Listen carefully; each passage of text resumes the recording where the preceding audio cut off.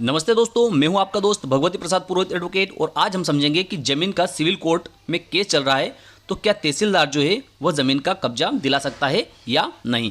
तो इस ग्राफ के माध्यम से हम सब कुछ समझने वाले हैं। यह एक काल्पनिक ग्राफ है। यहाँ पर हमने दो काल्पनिक नाम लिए हैं, एक नाम है धन्नालाल, एक नाम है पन्नालाल।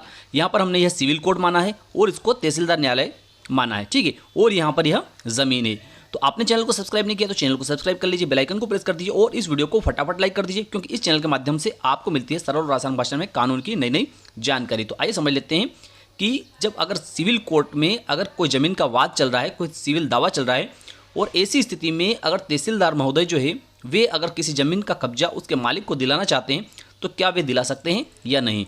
तो इन सब कुछ बातों को आज के इस वीडियो में इस ग्राफ के माध्यम से हम समझने वाले हैं, ठीक है।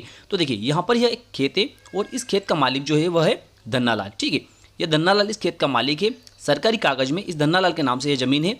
और पन्नालाल जो है यह पड़ोसी कृषक भी हो सकता है इस जमीन का, या यह पन्नालाल जो है यह पड़ोसी कृषक न होते हुए इस जमीन के ऊपर कब्जा कर लेता है, ठीक है। अब कब्जा किस प्रकार का हो सकता है, या तो इस संपूर्ण खेत पर अर्थात पूरे खेत पर इस पन्नालाल का कब्जा है, या फिर इस खेत के किसी भाग पर, जैसे मान लो इस हिस्से पर जो है इस पन्नालाल का कब्जा है। तो ऐसी स्थिति में यह धन्नालाल क्या करेगा कि इस पन्नालाल के विरुद्ध जो है दावा लगाएगा। कहां पर लगाएगा, यह तहसीलदार महोदय के समक्ष धारा 250 का दावा लगाएगा। किसके विरुद्ध, इस पन्नालाल के विरुद्ध। अब पन्नालाल को तहसीलदार महोदय के यहाँ से जब नोटिस जाता है तो ऐसी स्थिति में यह पन्नालाल क्या करता है कि यह एक सिविल सूट फाइल कर देता है। कहाँ पर, सिविल न्यायालय में। किसके खिलाफ, इस धन्नालाल के खिलाफ। कहाँ पर, सिविल कोर्ट में इस धन्नालाल के खिलाफ यह पन्नालाल जो है यह दावा लगा देता है। अब ऐसी स्थिति में क्या होता है कि इन दोनों पार्टियों के बीच में एक जो दावा चलता है वह कहाँ चलता है, तहसीलदार महोदय की न्यायालय में। कहाँ पर, एक दावा तो चल रहा है इनका तहसीलदार महोदय की न्यायालय में, जो कि धन्नालाल ने पन्नालाल के विरुद्ध लगाया है। और धन्नालाल ने यह निवेदन किया है तहसीलदार महोदय से कि इस जमीन पर जो पन्नालाल का कब्जा है वह इस पन्नालाल से इस धन्नालाल को दिलवाया जाए, ठीक है। और दूसरा दावा जो है इस पन्नालाल ने सिविल न्यायालय में लगाया और यह कहा कि इस जमीन का मालिक जो है यह पन्नालाल है, न कि यह धन्नालाल है। इसलिए यह धन्नालाल जो है यह तहसीलदार महोदय के माध्यम से कब्जा लेना चाहता है इस जमीन का, तो इस धन्नालाल को रोका जाए, ठीक है।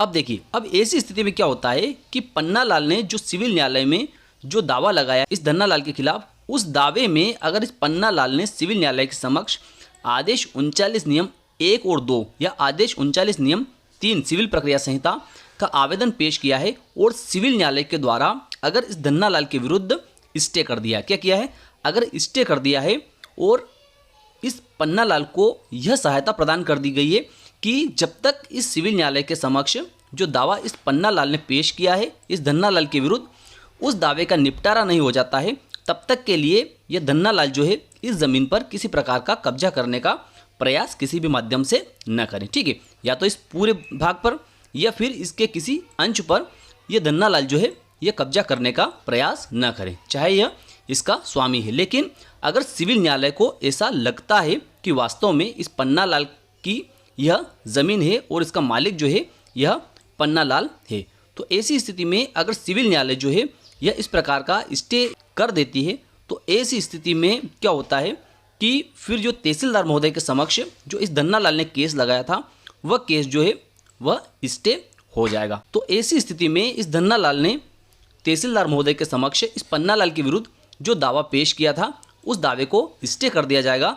और जब तक कि इस सिविल न्यायालय के दावे का निपटारा नहीं हो जाता तब तक तहसीलदार महोदय के समक्ष आवेदन पत्र प्रस्तुत कर यह धन्नालाल जो है यह इस जमीन का कब्जा प्राप्त नहीं कर सकता है। लेकिन देखिए, इसके विपरीत अगर पन्नालाल जो है इसने सिविल न्यायालय में दावा लगाया है इस धन्नालाल के विरुद्ध, लेकिन सिविल न्यायालय के द्वारा इस पन्नालाल के पक्ष में स्टे देने से मना कर दिया जाता है और यह कह दिया जाता है कि यह पन्नालाल जो है यह प्रथम दृष्टया इस जमीन पर अतिक्रामक के रूप में कब्जा करके बैठा है, इसलिए इसके पक्ष में स्टे नहीं दिया जा सकता। अर्थात धन्नालाल ने जो तहसीलदार महोदय के समक्ष आवेदन पेश किया है उस प्रकरण को स्थगित नहीं किया जा सकता। तो ऐसी स्थिति में सिविल न्यायालय में चाहे केस चलता रहे, लेकिन तहसीलदार महोदय जो है वे इस धन्नालाल को इस जमीन का कब्जा दिलाने के लिए जो केस चल रहा है तहसीलदार महोदय के समक्ष उस केस को चलाते रहेंगे और उसका निर्णय करते हुए अगर यह धन्नालाल जो है यह साबित कर देता है कि हाँ इस ज़मीन पर जो है इस पन्नालाल का जो है अतिक्रमण है, अवैध कब्जा है, तो ऐसी स्थिति में तहसीलदार महोदय इस पन्नालाल के विरुद्ध और इस धन्नालाल के पक्ष में आदेश पारित करते हुए इस ज़मीन का कब्जा इस धन्नालाल को दिला सकते हैं। तो मैं विश्वास रखता हूं कि आज का वीडियो आपको समझ में आ गया होगा। अगर अच्छा लगा हो तो इस वीडियो को लाइक कर दीजिए, अधिक से अधिक लोगों तक इसको शेयर कर दीजिए। फिर मिलते हैं अगले वीडियो में, तब तक के लिए जय हिंद, जय भारत।